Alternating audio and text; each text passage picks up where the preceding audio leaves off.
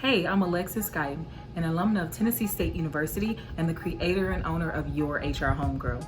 Today I'm going to be speaking with you about leading from a distance and how to effectively manage your organization while social distancing.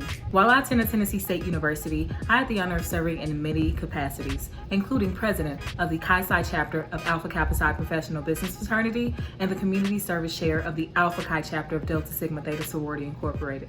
These roles prepared me for my life after college and my career in so many ways. While I attended Tennessee State University, I had the honor of being elected president of the Chi Psi chapter of Alpha Kappa Psi Professional Business Fraternity.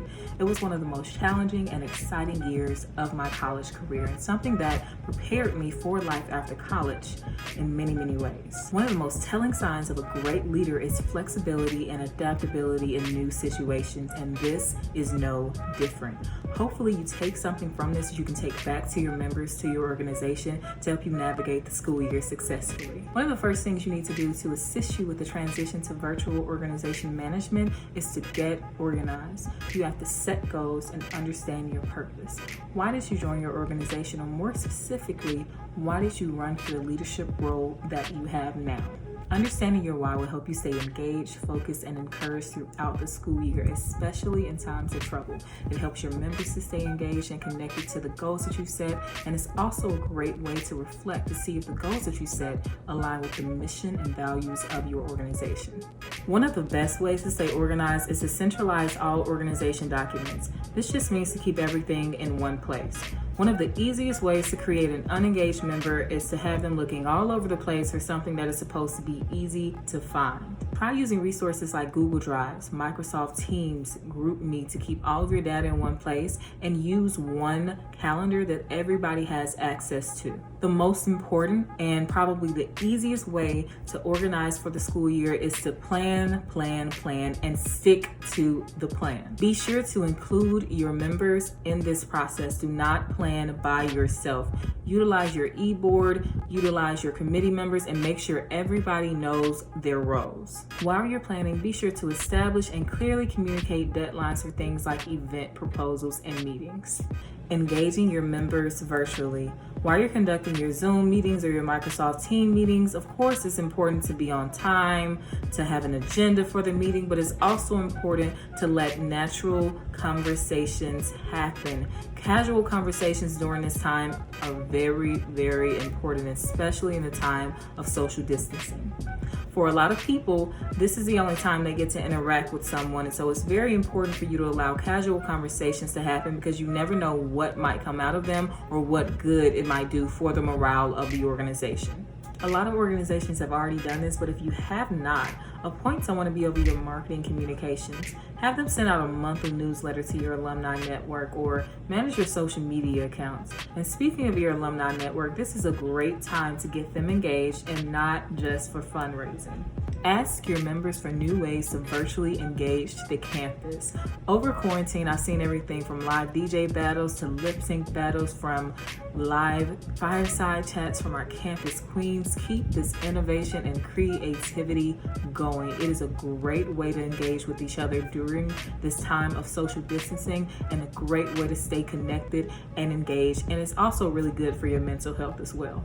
While I was president, it was hard getting everybody in one place for a meeting, so I know virtually it will be just as difficult, but that is no reason to fret. In addition to your weekly meetings or your monthly chapter meetings, host separate meetings for your committee members or your executive board, and also set aside time for your one-on-one meetings for the rest of the organization in case they have any questions or concerns. Showcase servant leadership. Become an active part of planning, an active part of the problem solving. Don't just sit back making demands and delegating everything to everybody. Show your members that you are still committed to the organization's purpose by having a hands-on leadership style. That's one of the best ways to keep everybody connected and engaged to the organization's goals and mission. Establish clear communication channels and expectations. Choose a channel, whether it's text, email, GroupMe, Microsoft Teams, and commit to deadlines for cancellations, updates on meetings, and so on and so forth.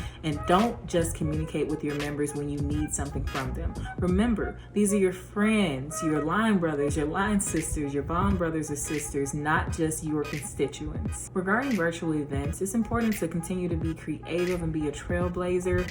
Research other companies or organizations or colleges and see what they're doing to keep their members engaged, and be consistent and plan ahead. And remember, virtual events are not just for the campus, they're also for your members and a great way to keep everybody in the loop and engaged. Members are more likely to effectively fulfill their duties and responsibilities if they feel valued. So, ask for help. You don't have to do it all by yourself. Ask questions about how you're doing and get feedback before, during, and after the school year has started. In my experience, members who are not engaged do not feel personally connected to the administration's goals. It's your job as a leader to take a step back and figure out how to effectively use everyone's skills and ability. A great way to do this is to create new roles and responsibilities. During the transition to online learning and online chapter management, a lot of gaps have probably been created. This is a great chance to engage your chapter and see who can do what and how to fill those gaps so that everyone can be used effectively. A great way to keep your members engaged is to communicate the value to your members.